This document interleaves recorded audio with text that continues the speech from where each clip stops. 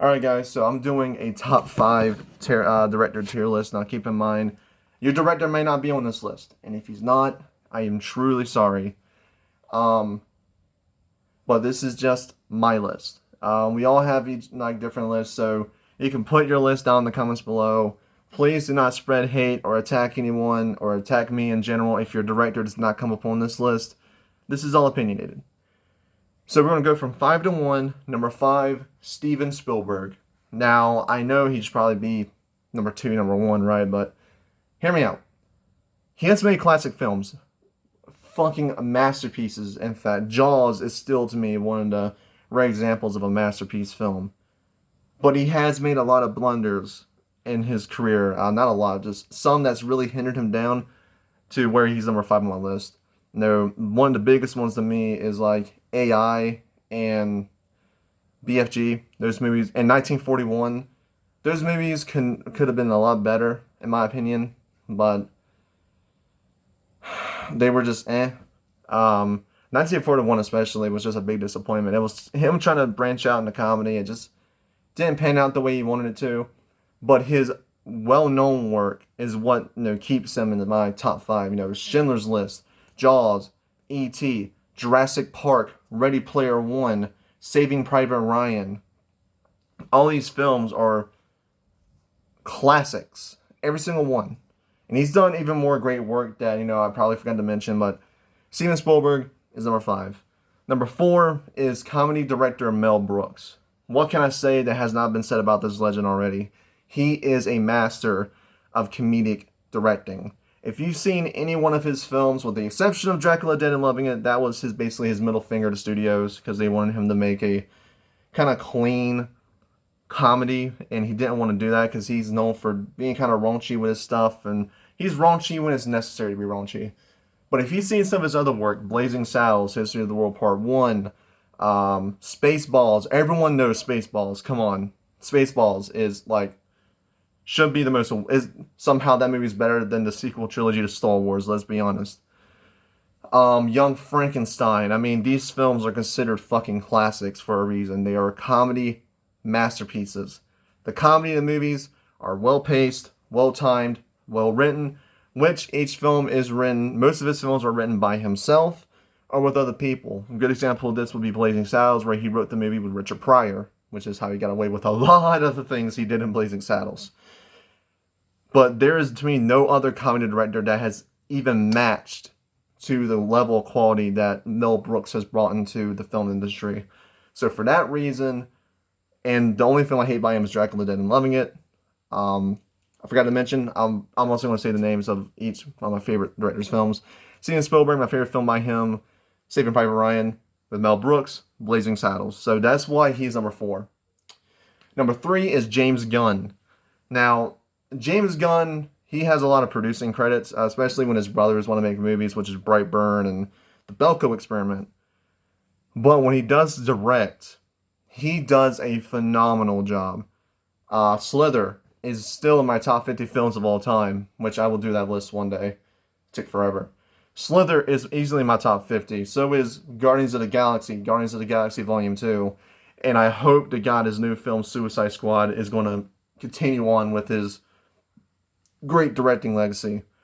He's a very stylistic director who likes to do darker things and mix some comedy into it. He's really good at that, especially with the movie Slither. That movie was extremely dark with some good, funny moments in it. He has yet to make a bad film, in my opinion. I think the best film he did to me is Slither. It's a classic. One of the films that, made me realize how good of a director James Gunn is. He's phenomenal. And yeah, just James Gunn's a great fucking director. I cannot wait to see what he does with the Suicide Squad. Number 2, Edgar Wright. He is a British director. He's worked on films such as the Cornetto trilogy, Shaun of the Dead, Hot Fuzz the World's End, Scott Pilgrim vs. the World, and Baby Driver. Now, the reason why I put Edgar Wright here is because Edgar Wright is such a stylistic director, and he puts style and substance into his film. I see people complain that Edgar Wright is more style over substance. That could be farther from the truth. If you watch a movie like Baby Driver, or the Cornetto trilogy, or hell, even Scott Pilgrim, there's a lot of good character moments in those movies. especially with the Cornetto trilogy, where the main theme of the movies is growing up, maturing. There's a lot of good character moments in Edgar Wright films that people just choose to look over because they only care about his style. Now, it's a shame we didn't get his directing and full writing on Ant-Man. I know half of his script and some of his scenes were used in Ant-Man.